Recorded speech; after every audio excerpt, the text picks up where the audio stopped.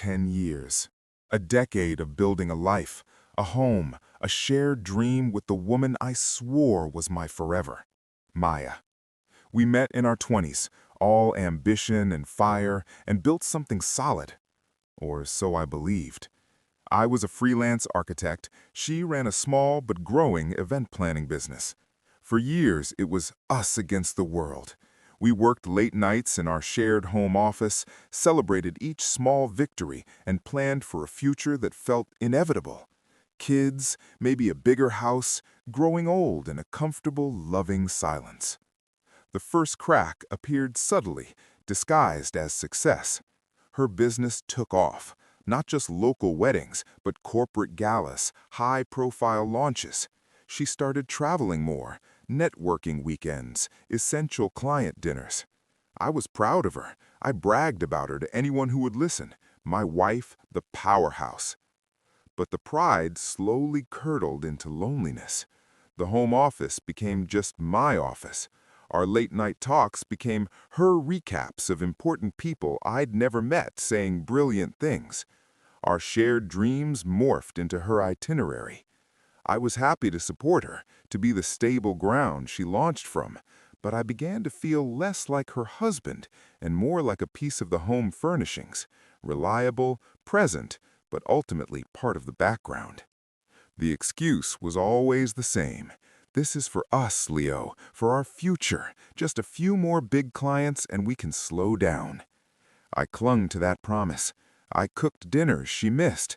I attended her events alone, standing at the periphery of her sparkling world, smiling like the proud spouse I was supposed to be. I canceled my own projects to manage the house, the bills, the logistics of her life. My career plateaued. Hers skyrocketed. The real turning point was the Harper Addison account, a massive tech firm looking for a permanent event director. It was the pinnacle, the big break she'd been working towards. The interview process was brutal, spanning months. She was stressed, obsessed, living on adrenaline and cold brew. I became a full-time support system, therapist, chef, secretary, cheerleader. The day she got the offer, she was ecstatic. We opened a bottle of expensive champagne she'd been gifted by a client. As we clinked glasses, she looked at me, her eyes bright with triumph. "We did it, Leo! This changes everything!" "We?" I asked, a hopeful, pathetic flutter in my chest. "Of course we! You held down the fort. You kept me sane. This is our victory, too." She kissed me, and for a moment it felt like the old days. That feeling lasted exactly 1 week. The new job came with a new circle. Suddenly her references were to Grayson and Simone and the partners. Our conversations, already strained, became a foreign language of branding strategies and quarterly ROI. She started working later, her phone constantly buzzing with a new, more urgent rhythm. Then came the work husband. His name was Colin. He was the VP of marketing at Harper Addison, her direct counterpart. He was in every story. "Colin had the most brilliant idea today. Colin says my presentation was flawless. Colin thinks we should lobby for a bigger budget." I met him once at the company's holiday party. Mid-40s, sharp suit, a laugh that was just a bit too loud, and a hand on her shoulder that lingered just a beat too long. He shook my hand with a firm, condescending grip. "So, you're the famous Leo. Maya's told me so much. The architect, right? Must be nice setting your own hours." The subtext was clear. Must be nice having a little hobby while the adults work. Maya glowed in his attention. She was a different person around him, sharper, wittier, hungrier. I was the ghost at the feast, in a slightly outdated suit, making awkward conversation about structural integrity with someone's bored +1. That night in the taxi home, I tried to voice the unease coiling in my gut. "Colin seems very involved." She waved a dismissive hand, scrolling through her phone. "Don't be jealous, Leo. He's a mentor. He's connected. This is how the game is played. You wouldn't understand." You wouldn't understand. Those 3 words became the mantra of our marriage. They shut down every concern, every request for time, every expression of loneliness. My world, my work, my feelings, my need for a partner was suddenly quaint, unsophisticated, a relic of the old us that was holding back the new her. My love slowly and painfully began to transform into resentment. I stopped cooking dinners she wouldn't eat. I stopped asking about her day. I retreated into my own work, but the passion was gone. I was just going through the motions in a quiet, empty house. The climax came on our 10th anniversary. I'd planned for months. I booked a weekend at a secluded coastal inn we'd loved years ago. I arranged for her assistant to clear her calendar under the guise of a family emergency. I even found the playlist we'd made driving down the Pacific Coast Highway a lifetime ago.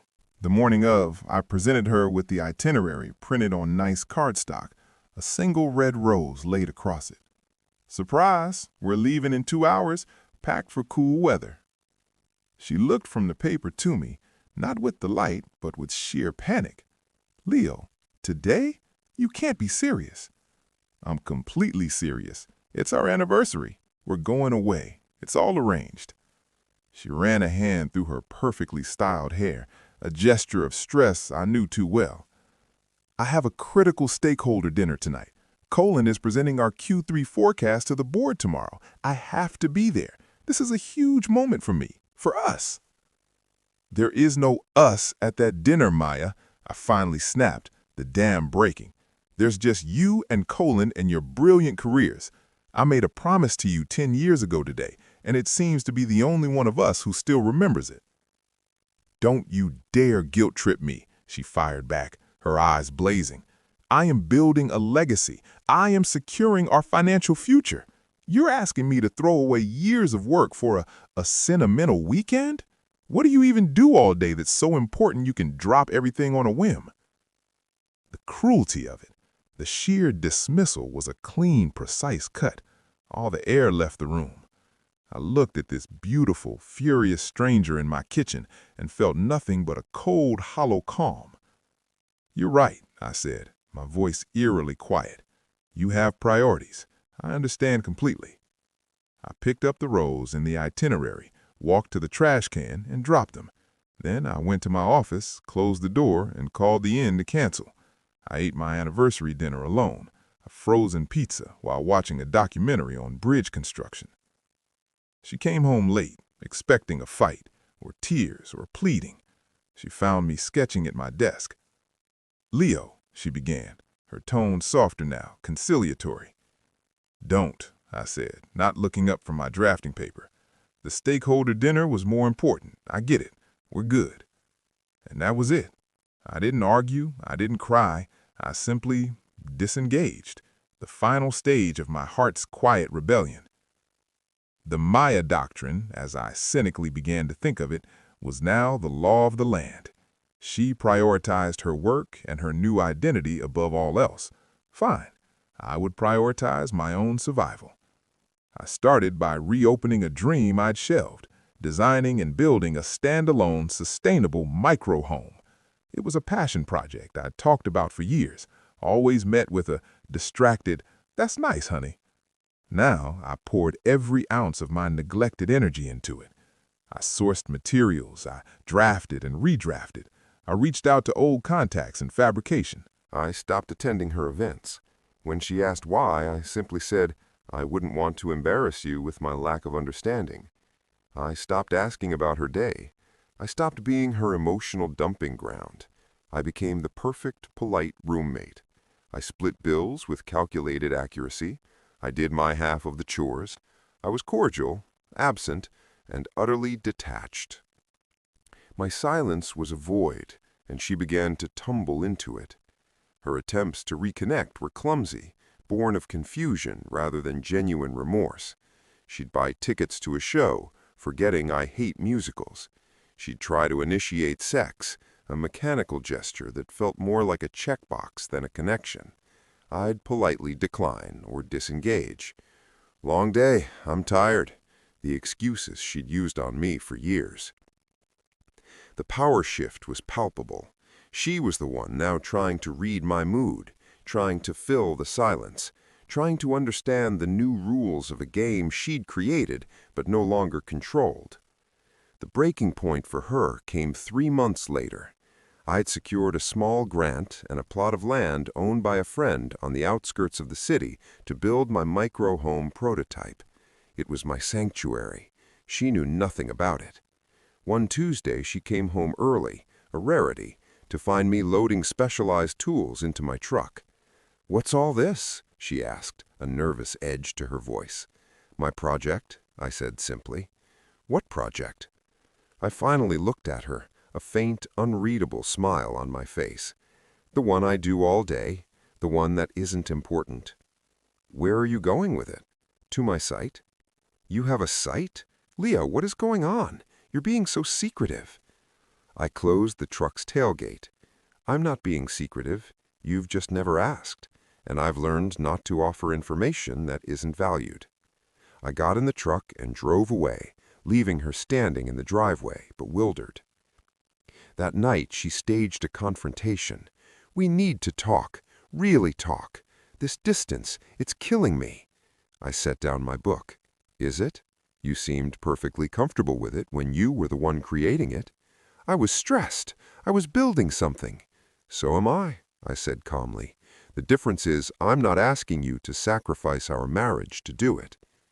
Tears welled in her eyes, real ones this time. "I miss you." "I miss who you were. I don't know this person you've become, the one who thinks a stakeholder dinner is more important than a decade of marriage, the one who finds her husband embarrassing. It was one mistake, one anniversary." "It was the symbol, Maya, the final, definitive symbol. You showed me exactly where I rank, below Colin, below a PowerPoint presentation. I believed you." "I'll quit. I'll step back. Just tell me what to do to fix this." The desperation was raw, ugly, and for the first time in months I felt a pang of something, not love, but pity. "It's not about quitting your job. It's about the choice you made and continue to make every day. You chose a version of success that doesn't include me as a partner, only as support staff. I'm no longer applying for that position." I moved out the next week, not to the micro-home, it wasn't finished, but to a short-term rental. The process was methodical, emotionless. She wept, she pleaded, she got angry. I remained a calm, impenetrable wall. I was neither cruel nor kind. I was final. In my new, sparse apartment, the silence was different. It wasn't lonely. It was peaceful. It was mine. I worked on my project with a focus I hadn't felt in years. Friends reached out, having heard her version, that I left her because I was jealous of her success. I told them the truth, succinctly. She told me, through her actions and finally her words, our marriage was less important than her corporate ladder. I chose to believe her. A mutual friend, Ben, invited me for a beer a few weeks later. "She's not doing well, man," he said. "Colin got the promotion she was gunning for, the one she missed your anniversary for. Rumor is he used her ideas as his own." I took a long sip. "That's unfortunate." "Jesus, Leo, don't you care?"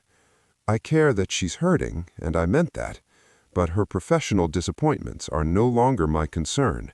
She made sure of that." Ben shook his head. "She says you've become so cold." "I've become realistic," I corrected. "Love shouldn't be a constant negotiation for basic consideration." 6 months passed. My micro-home was complete. It was beautiful, efficient, a physical manifestation of my own rebuilt self. I posted pictures on a professional forum, and they garnered quiet attention from a niche community. It was my success, small and sweet and entirely my own. Maya found the listing online. She showed up at the build site one Saturday afternoon as I was installing the final solar panel. "This is it?" she asked, looking at the sleek, small structure. "This is what you left for?" I climbed down the ladder. "I left because I was left first, Maya. This is what I built after." She walked around it, touching the cedar siding. "It's Amazing. You did this. I did. She turned to me, tears streaming. I lost everything. The job is hollow. Colin is a fraud. My friends they're not really friends. And I lost you. I was chasing a ghost, and I let the real thing walk away. I felt a profound sadness, but no urge to fix it. Her consequences were hers to bear, just as mine had been. I'm sorry, for all of it, for being blind, for being cruel, for not seeing you. I believe you, and I did. Is there any chance, any way back? I looked at my home, then at her, the ghost of our shared past. Back to what? The person you were is gone. The person I was is gone. We burned that bridge. You can't rebuild on ashes. So that's it? We just end? No, I said softly. We already ended. This is just living with the aftermath. She nodded, a slow, painful acceptance dawning in her eyes. She reached into her purse and pulled out a small velvet box. My heart, for the first time, stuttered. It was the pair of vintage cufflinks I'd admired once years ago in an antique store, the ones she'd laughed off as an extravagance. I bought these for our anniversary, she said, her voice breaking. I was going to give them to you at dinner, but then the meeting came up, and I put them in my purse and forgot. I found them yesterday. She held them out. I took the box, opened it. They were perfect, a relic from a time when we saw each other. They're beautiful, I said honestly. Thank you. I closed the box and handed it back to her. But I don't wear cufflinks anymore. The finality in that gesture broke her. She sobbed, clutching the box to her chest. I didn't move to comfort her. That was no longer my role. She left a few minutes later. I watched her car disappear down the dirt road, then turned back to my home. I finished installing the solar panel as the sun began to set, painting the sky in oranges and purples. My phone buzzed later, a message from a woman I'd met at a materials supplier who was interested in sustainable design. She'd asked about seeing the project. Still up for that tour tomorrow? She texted. I typed back, yes, looking forward to it. I wasn't, not yet, but I was open to the possibility. That was the new thing, the peace, the quiet ownership of my own life. No more desperate chasing, no more settling for scraps of attention. Just the solid, steady work of building something true, one honest day at a time. Maya had taught me a brutal lesson. Never make someone a priority when they are only your option. And in learning it, I had finally, mercifully, set myself free.